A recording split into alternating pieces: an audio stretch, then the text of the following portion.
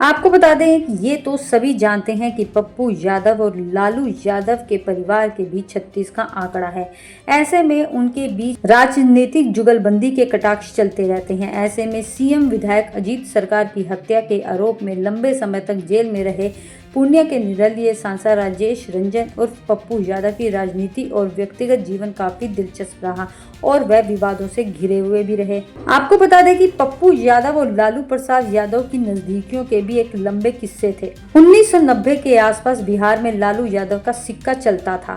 उसी वक्त पप्पू यादव भी राजनीति में पहचान बना रहे थे। यादव वोट बैंक और पप्पू यादव की दबंग छवि के चलते लालू और उनकी पार्टी आरजेडी यानी कि जनता दल से पप्पू यादव की काफी नजदीकियां रही थी। पप्पू यादव लंबे समय तक लालू के खास रहे, लेकिन सब कुछ ज्यादा दिन तक ठीक नहीं रह सका। आपने शायद पढ़ी होगी, लेकिन एक वरिष्ठ पत्रकार सकर्षण ठाकुर ने अपनी किताब में बंधु विहारी कहानी लालू यादव और नीतीश कुमार की में एक किस्सा लिखा है जो पप्पू यादव से जुड़ा हुआ है।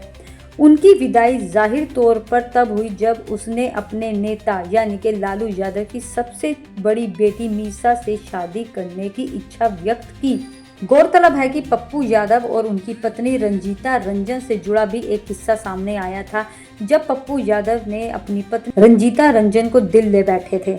लेकिन शायद ही कोई जानता हो या फिर लेकिन पप्पू यादव ने लालू प्रसाद की बड़ी बेटी मीसा से शादी करने की जब इच्छा जाहिर की, तब लालू यादव अपने गौरव और अपने दबदबे से गुस्से में आ गए और आग बबूला हो गए। पप्पू यादव एक गुंडे के रूप में उपयोगी था, लेकिन लालू यादव उसे दामाद के रूप में स्वीकार नहीं करना चाहते थे। सकर्षण ठाकुर की किताब में वह आगे लिखते हैं कि एक मूर्ख नौजवान पप्पू यादव, जिसमें सरसा पूर्णिया क्षेत्र में प्रचंड हिंसा के कृत्यों से खुद को कुख्यात बनाया था, वह लालू यादव की सामाजिक क्रांति द्वारा राजनीति में लाए तत्वों का प्रतीक था।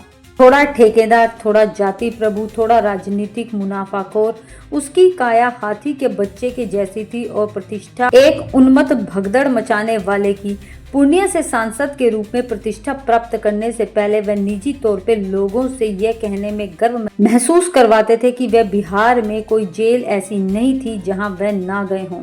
अब जब 2025 में वोटर अधिकार यात्रा बिहार में चल रही है, ऐसे में बिहार में चुनाव आयोग द्वारा मतदाता सूची के विशेष गहन पुनरीक्षण के खिलाफ विपक्षी दलों की वोटर अधिकार यात्रा के दौरान राजद नेता तेजस्वी यादव और पप्पू यादव के बीच नजदीकियां बढ़ती हुई दिखाई दी हैं।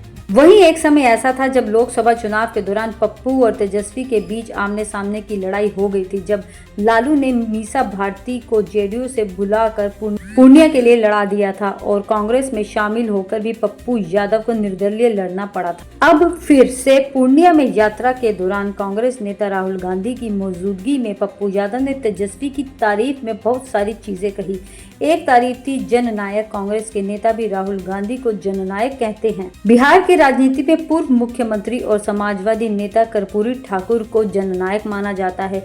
अब सोचने का विषय है कि अब मन की दूरियां मिट गई जो पप्पू यादव ने इतने बड़े बड़े कसीदे पर डाले तेजस्वी यादव के लिए। क्या ये दूरियां केवल वोटर अधिकार यात्रा तक सीमित हैं या आगे भी ये दूरियां खत्म हो सकती हैं या फिर से ये दूरियां बढ़ सकती हैं? ये तो आने वाला समय तय करेगा। लेकिन बिहार के बाहुबली कहे जाने वाले पप्पू यादव कब अपने बयानों से राजनीति का रुख बदल देते हैं, ये तो वही जानते हैं।